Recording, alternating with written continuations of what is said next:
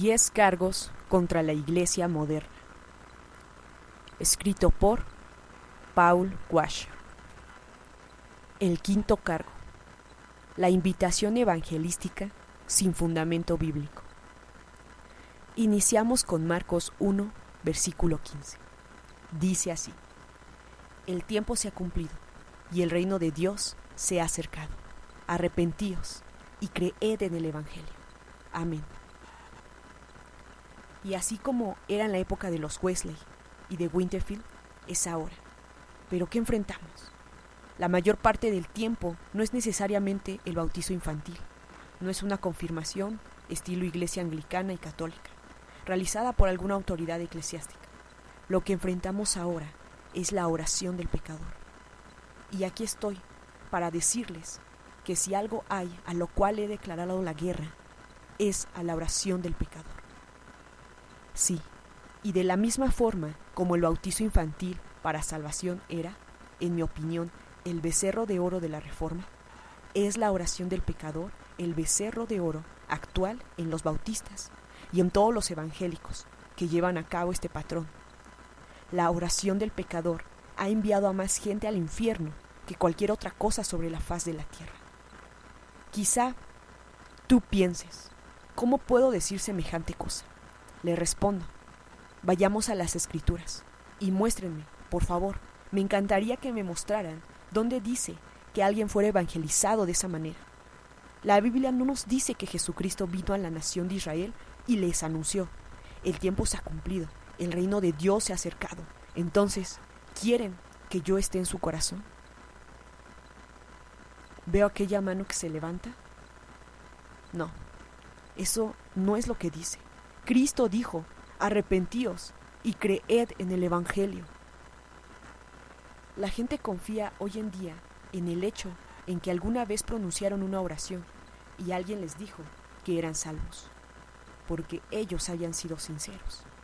En consecuencia, si uno les pregunta, ¿eres salvo?, no contestan: sí, lo soy, porque tengo los ojos puestos en Jesús y tengo evidencias poderosas que me dan la seguridad de haber nacido de nuevo. No, en cambio dicen: cierta vez dije una oración, ahora viven como demonios. Pero dijeron una oración. Oí decir de un evangelista que estaba exhortando a un hombre a hacer precisamente eso. Por último, el hombre se sentía tan incómodo que el evangelista dijo: está bien, hagamos una cosa, yo oraré por usted, y si eso es lo que él quiere decirle a Dios, apriéteme la mano. He aquí el poder de Dios. El decisionismo, la idolatría del decisionismo. La gente cree que va camino al cielo porque han juzgado suficientemente la sinceridad de su propia decisión. Cuando Pablo fue a la iglesia de Corinto, no les dijo: a ver, ustedes no están viviendo como cristianos, así que volvamos a aquel momento en su vida cuando dijeron aquella oración y veamos si fueron sinceros. No dijo eso. Él dijo: examinaos a vosotros mismos si estáis en la fe. Probaos a vosotros mismos. Quiero que sepan, amigos, que la salvación es únicamente por fe. Es gracia sobre gracia sobre gracia. Pero la evidencia de la conversión no es meramente que uno examine su sinceridad en el momento de su conversión. En cambio, es el fruto continuo de su vida. Mis queridos amigos, consideremos lo que hemos hecho. ¿Acaso no se conoce un árbol por su fruto? En la actualidad, 60 o 70% de los norteamericanos se creen convertidos, nacidos de nuevo. Pero damos muerte a cuántos miles de bebés por día. Y somos aborrecidos alrededor del mundo por nuestra inmoralidad. Así, y todo, nos creemos cristianos. Y yo pongo la culpa de esto directamente a los pies de los predicadores.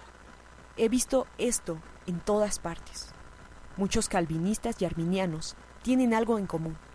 ¿Es esto? La misma invitación superficial. Hablan mucho de muchas cosas y después llegan al momento de la invitación y es como si todos perdieran la cabeza. ¿Pueden imaginarse acercarse a alguien y decir, Dios lo ama y tiene un plan maravilloso para su vida? ¿Qué? ¿Dios me ama? Eso es buenísimo, porque yo también me amo. Esto es maravilloso. ¿Y Dios tiene un plan maravilloso? Yo también tengo un plan maravilloso para mi vida. Y si lo acepto a Él, quiere decir que entonces mi vida será la mejor de las mejores. Esto es absolutamente maravilloso. Pero esto no es evangelismo bíblico. Le voy a dar algo bíblico en su lugar. Dios se acercó a Moisés, proclamó, Jehová, Jehová, fuerte, misericordioso y piadoso, tardo para la ira, y grande en misericordia y verdad, que guarda misericordia a millares, que perdona la iniquidad, la rebelión y el pecado, y que en ningún modo tendrá por inocente al malvado, que visita la iniquidad de los padres sobre los hijos, y sobre los hijos de los hijos, hasta la tercera y cuarta generación. ¿Cuál fue la reacción de Moisés? Éxodo 34:8. Entonces Moisés, apresurándose, bajó la cabeza hacia el suelo y adoró. La evangelización comienza con la naturaleza de Dios. ¿Quién es Dios? ¿Puede el hombre reconocer algo de su pecado si no tiene una norma con la cual compararse? Si no le decimos nada más que cosas triviales que inquietan la mente carnal, ¿podrá alguna vez ser llevado a un arrepentimiento auténtico y a una fe auténtica? Número 1. No comencemos con Dios te ama y tiene un plan maravilloso. Tenemos que comenzar un diálogo a fondo sobre quién es Dios. Y tenemos que decirle a la persona desde el principio que puede costarle la vida. Número 2. Y luego de aquel comienzo equivocado, siguen preguntas exploradoras. Sabes que eres pecador, ¿no? Eso sería como si, cuando mamá se estaba muriendo de cáncer hace unos años, el médico hubiera entrado y dicho, señora, sabe que tiene cáncer, ¿no? Tratamos el tema con demasiada superficialidad. No tiene peso ni solemnidad. En cambio, tenemos que decirles, Señor, sufre usted un mal mortal y será juzgado por él. Porque si meramente decimos, Señor, usted sabe que es pecador, ¿no? No llevaremos a ninguna convicción. Si le preguntamos al diablo si sabe que es pecador, respondería, pues sí, lo soy. Y uno muy bueno o muy malo, dependiendo del punto de vista. Pero sí, yo sé que soy pecador. La pregunta no es, ¿sabes que eres pecador? La pregunta es, ¿está obrando el Espíritu Santo en tu corazón por la predicación del Evangelio, de tal manera que ha causado un cambio, por lo que ahora aborreces el pecado que antes amabas? Y ahora huyes del pecado que antes querías cometer, como si te estuvieras escapando de un dragón. Número 3. Hoy la gente también pregunta, ¿quieres ir al cielo? Esta es la razón por la que no dejo que mis hijos vayan al 98% de las escuelas dominicales y bíblicas de vacaciones, que se dan en las iglesias evangélicas. Una persona bien intencionada, después de mostrar la película de Jesús, se pone de pie y dice, ¿no es Jesús maravilloso? Y los niños responden, sí. Y entonces se les dice, niñitos, ¿cuántos de ustedes aman a Jesús? Y todos responden, yo. Y se sigue. ¿Quién quiere que Jesús venga a su corazoncito? Y los niños dicen, yo quiero. Y después de esto se bautizan. Y pueden andar como cristianos por un tiempo, porque les han enseñado bien. Se están criando en una especie de cultura cristiana. Bueno, al menos en una cultura de iglesia. Pero cuando llegan a los 15 o 16 años, cuando ya están formando sus propios criterios, empiezan a romper los lazos, comienzan a vivir en iniquidad, y entonces los reprendemos diciendo, ustedes son cristianos, no están viviendo como si lo fueran, ya basta de hacer lo que no deben. En lugar de esto, debemos acercarnos a ellos bíblicamente y decir, hiciste una confesión de fe en Cristo, lo profesaste aún en el bautizo, pero ahora parece que te has apartado de él.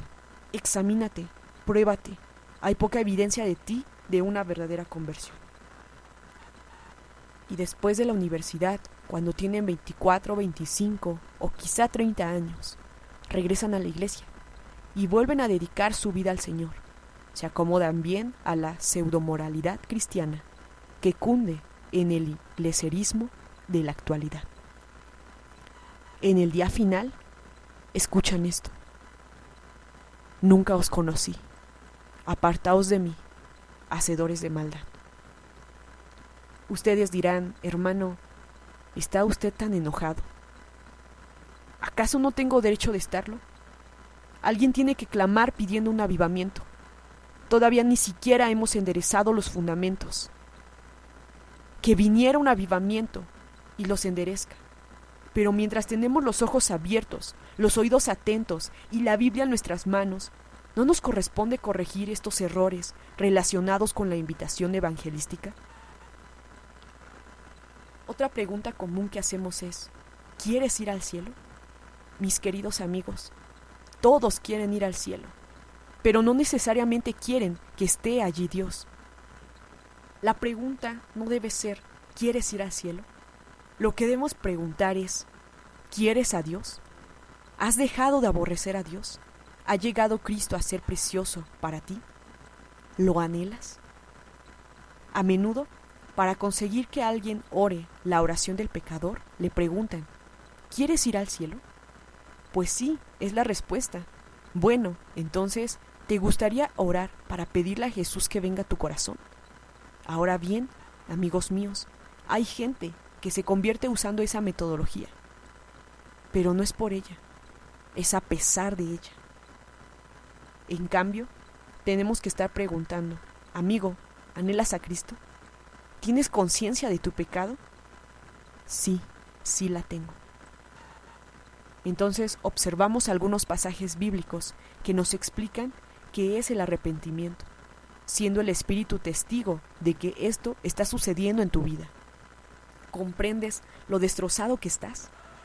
¿Ves la desintegración de todo lo que pensabas y que ahora tu mente está llena de pensamientos nuevos acerca de Dios y de nuevos anhelos y nueva esperanza?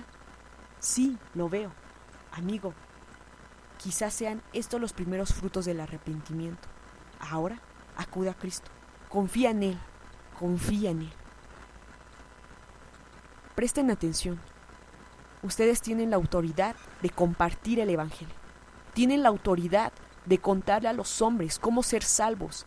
Y tienen la autoridad de enseñarles los principios bíblicos de la seguridad del creyente. Pero no tienen la autoridad de decirle a nadie que es salvo. Esa es la obra del Espíritu Santo de Dios. Pero en lugar de tener esto en cuenta, se les hace pasar al interesado por aquella cosita. ¿Le pediste a Jesús que viniera a tu corazón? La respuesta es sí. ¿Te parece que fuiste sincero? Sí. ¿Crees que Cristo te salvó? No sé. Por supuesto que te salvó, porque fuiste sincero y Él te ha prometido que si le pides que te salva. Así que eres salvo. Y con esto, la persona sale de la iglesia después de 5 minutos de consejería. Y mientras el evangelista se va a comer tranquilo, aquella persona sigue perdida. Está perdida. Esa fue una invitación sin fundamento bíblico. Y si alguna vez la persona duda de su salvación, vuelven a hacer lo mismo. Le preguntan: ¿hubo un momento en tu vida cuando oraste y le pediste a Cristo que te salvara? Sí. ¿Fuiste sincero? Creo que sí. Entonces esto ahora se debe a que el diablo te está molestando. Y si la persona vive sin crecer, aún en el contexto de una iglesia sin crecimiento y en continua carnalidad, no importa. Le echamos la culpa a la falta de discipulado personal y se lo adjudicamos a la doctrina del cristiano carnal. Ahora bien, les quiero hablar un poco más sobre el mito del cristiano carnal. La doctrina del cristiano carnal ha destruido más vidas y enviado a más gente al infierno de lo que podemos imaginar. ¿Lidian los cristianos con el pecado? Sí. ¿Puede el cristiano caer en pecado? Por supuesto que sí. Pero, ¿puede el cristiano vivir en un estado de carnalidad continuo todos los días de su vida sin llevar fruto y sin ser verdaderamente cristiano? Por supuesto que no. De lo contrario, cada promesa del Antiguo Testamento que tiene que ver con el pacto de preservación en el Nuevo Testamento ha fracasado.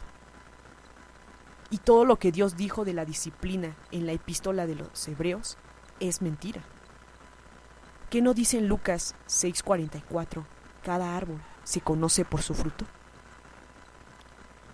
He visto predicadores que saben mucho de las cosas de Dios, pero cuando se trata de una presentación cabal del Evangelio, caen nuevamente en la metodología que no tiene ningún fundamento bíblico. Les voy a contar una anécdota, una que representa uno de los momentos más preciosos en mi vida como cristiano. Estaba predicando en Canadá, apenas a 30 kilómetros de Alaska. En realidad, había en el pueblo más osos pardos que gente. Era una pequeña iglesia, de unas 15 o 20 personas, y yo me disponía a predicar. Entonces, justo cuando me puse de pie en el púlpito, entró un hombre enorme y fornido, de unos 60 o 70 años. Podía habernos ganado en una pelea a todos los presentes. Y al estar predicando y observar su rostro, descarté todo lo que tenía planeado decir y empecé a predicar el Evangelio. Aquel era el ser humano más triste que había visto en mi vida. Prediqué solo el Evangelio y más Evangelio. Cuando terminé, bajé del púlpito y caminé derecho hacia él. Le pregunté: Señor, ¿qué le pasa? ¿Qué es lo que le está afligiendo el alma? Nunca en mi vida he visto a un hombre tan triste y desanimado. Sacó un sobre grande donde tenía unas radiografías que yo no entendía, pero él me dijo: recién vengo del doctor, me voy a morir en 3 semanas. Y me contó: he vivido toda mi vida en una hacienda de ganado. La única manera de llegar a la hacienda es en un hidroavión o a un caballo. Agregó: nunca he ido a la iglesia, nunca he leído la Biblia. Creo que hay un Dios, y cierta vez oí hablar de alguien llamado Jesús. Nunca en mi vida había tenido miedo, pero ahora estoy aterrorizado. Le pregunté: Señor, ¿comprendió usted el mensaje del Evangelio? Él respondió: sí. Ahora bien, en ese momento, ¿qué le hubiera dicho a la mayoría de los predicadores? Probablemente: bueno, ¿quiere pedirle a Jesús que venga a su corazón? Probablemente es lo que muchos hubieran dicho. Yo le dije: Señor, ¿comprendió el mensaje? Él respondió: lo comprendí. ¿Pero eso es todo? Un niño podía haber comprendido eso. ¿Es eso todo? ¿Que si lo comprendo y oro? Verá, Señor, en 3 semanas usted morirá. Así que, bueno, yo tengo que partir mañana, pero cancelaré mi vuelo. Y nos quedaremos aquí con las Escrituras luchando y clamando a Dios hasta que usted o se haya convertido o haya muerto yéndose al infierno. Y así fue que empezamos. Comencé en el Antiguo Testamento, seguí con el Nuevo Testamento y con cada versículo bíblico que tiene que ver con las promesas de Dios acerca de la redención y salvación, repitiéndolo sin parar, leyendo Juan 3:16, orando por un rato, clamando a Dios, haciéndole preguntas relacionadas con el arrepentimiento, relacionadas con la fe, relacionadas con la seguridad del creyente, trabajando hasta que Cristo hiciera su obra en él. Y al final, aunque agotados, no había pasado nada. Dije: amigo, oremos, y oramos. Le dije: vuelva a leer Juan 3:16.